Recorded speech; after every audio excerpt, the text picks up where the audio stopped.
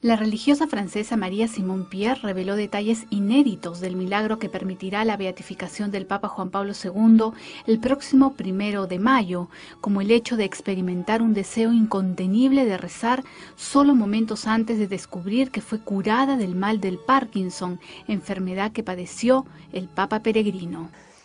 Le 2 juin 2005, c'est le jour où j'ai été guérie, la nuit du 2 au 3. Ce qui est sûr, c'est que le 2 juin, au matin, j'étais complètement effondrée, épuisée et je n'en pouvais plus.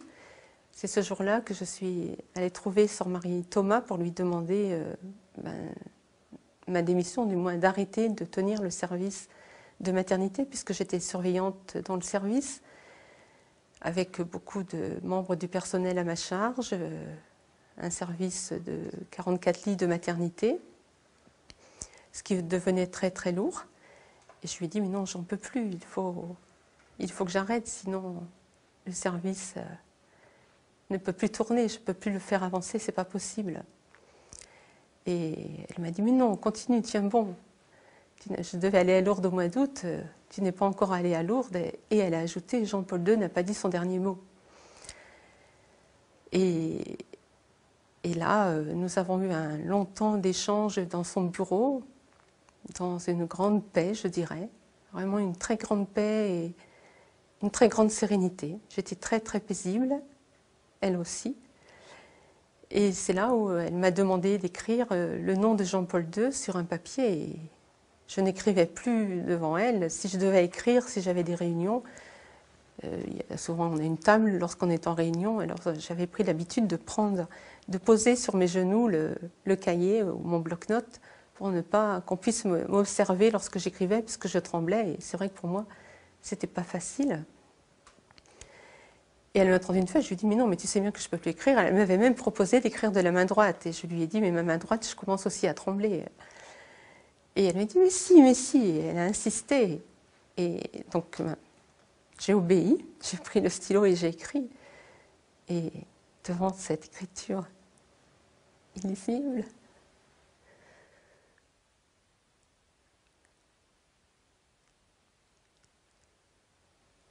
excusez-moi, c'est beaucoup d'émotions. Et donc voilà, j'ai écrit Jean-Paul II, mais c'était vraiment illisible.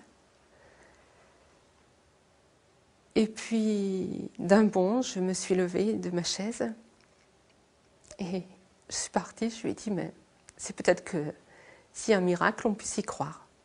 Et je suis partie, je me rappelle être sortie de son bureau, mais rayonnante pour le coup.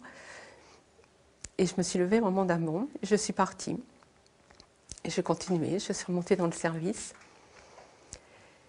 Et puis le soir, il y a eu le déroulement de la journée comme d'habitude, avec les vêpres, le repas communautaire.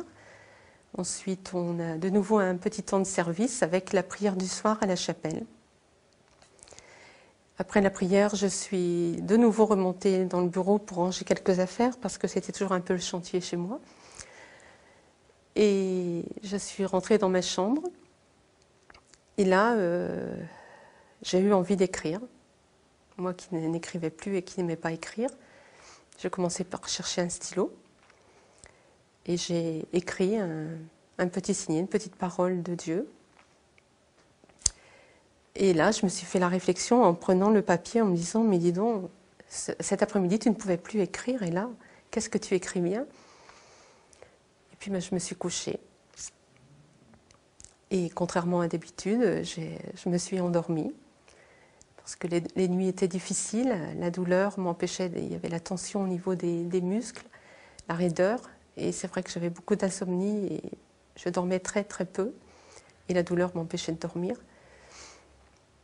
Et puis, à 4h30, alors en principe on ne se lève pas à 4h30, le réveil est à 5h30 et j'avais beaucoup de mal à être à l'heure puisqu'il me fallait beaucoup plus de temps pour m'habiller, pour me préparer. Et là, je me suis réveillée d'un bond à 4h30 du matin et je me suis levée comme si de rien n'était. Et tout de suite, en me levant, j'ai senti qu'il se passait quelque chose, que je n'étais plus la même. Qu'il y avait une joie intérieure, une grande paix. Et puis une grande souplesse et liberté dans mes gestes et dans mon corps. D'ailleurs, je me suis préparée rapidement. Et en même temps, ce désir d'aller prier. Et je dis, c'est pas la coutume de se lever à 4h30 et sans autorisation et d'aller prier. Là, j'ai pris sur moi. Et j'avais vraiment ce désir d'aller prier devant le Saint-Sacrement. Et à la source, où j'étais à l'époque à Aix-en-Provence, nous avions un oratoire au sous-sol. Je suis donc descendue à l'oratoire. Et là, j'ai ouvert la porte du tabernacle pour vraiment être devant le Saint-Sacrement et j'ai prié.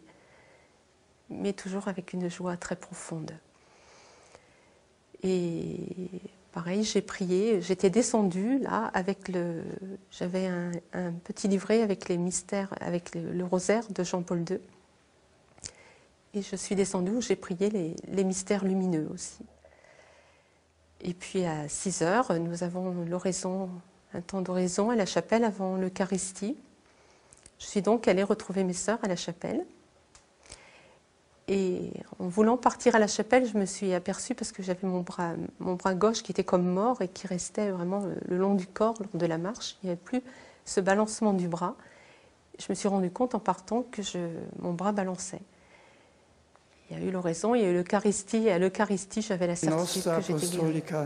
Facultatem facimus, ut venerabilis servus Dei, Johannes Paulus secundus Papa, beati nomine postrum appelletur, iusque festum dia altera et 20 Octobris in locis et modis juris statutis quotanis celebrare possit in nomine Patris et Filii et Spiritus Sancti.